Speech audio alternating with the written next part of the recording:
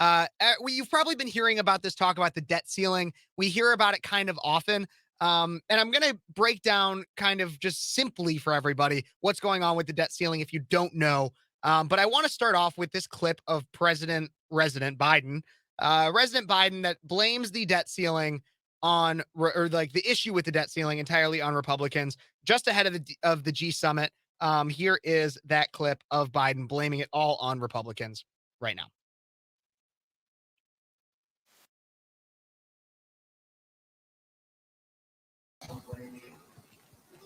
Of course, no one will blame me. I know you won't. You'll be saying Biden did a wonderful job. I know you. On the merits, based on what I've offered, I would be blameless. On the politics of it, no one will be blameless. And by the way, that's one of the things that some are contemplating. I actually had. Well, I got to be careful here. Spit it out, Joe. Spit it out. I think there are some MAGA Republicans in the House who know the damage that it would do to the economy. And because I am president and president's responsible for everything, Biden would take the blame. And that's the one way to make sure Biden's not reelected. Mr. President, on the debt limit. So basically, President Biden said that he would be blameless, if the United States were to default. So let's break this down a little bit. So the debt ceiling, the idea of the debt ceiling summary, like the summary of it is, the national debt has soared, right? We consistently see it. Social Security, Medicare, Medicaid being the two largest expenditures. We also spent recently, back in 2020, a significant amount on COVID relief. We've spent money, a significant amount on to help Ukraine. We are spending and spending and spending and spending. And yes, taxation has increased to an extent, but not to the level of which we are spending. So as the national debt has soared, the United States Treasury Department has had to borrow more money to pay for government spending. The legislative curb on this borrowing is known as the debt ceiling. So that's what the debt ceiling is. When the Treasury Department spends the maximum amount authorized under the ceiling, Congress must vote to either suspend or raise the limit on borrowing.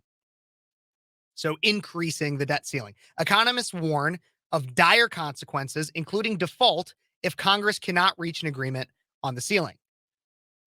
So what is default? Well, sovereign default is a failure of a government to honor some or all of its debt obligations. So common causes of this debt include economic stagnation, political instability, financial mismanagement. Those are the most common ones. This is from Investopedia, by the way. So it's not ultra biased or anything. So political instability absolutely, we have that right now.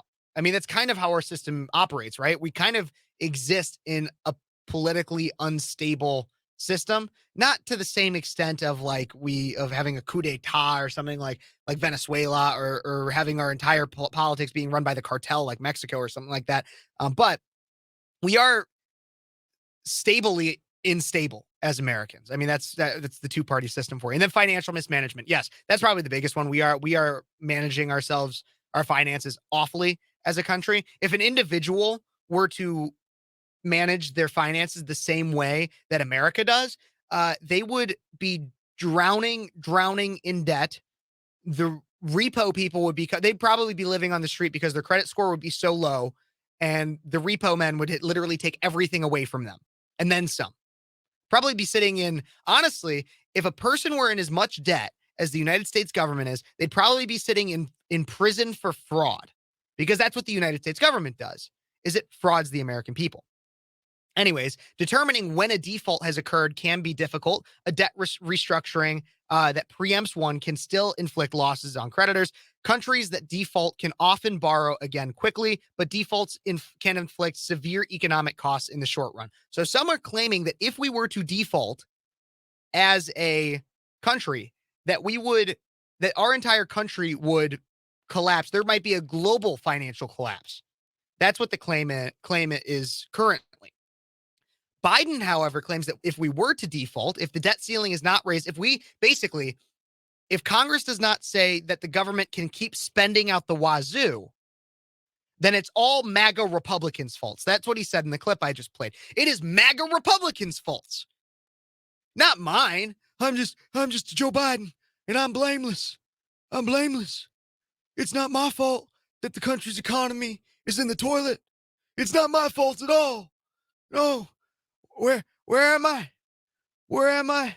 You know, the thing. It's not my fault. You guys are all gonna say it's not Biden's fault. Biden's doing a great job.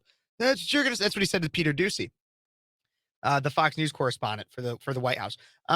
So Biden says, though, I've done my part. I've done my part. Biden said. Yep, he's done his part.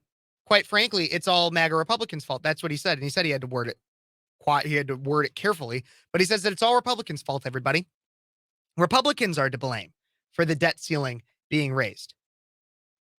Or not being raised. If the country were to go in default, it's all Republicans' fault.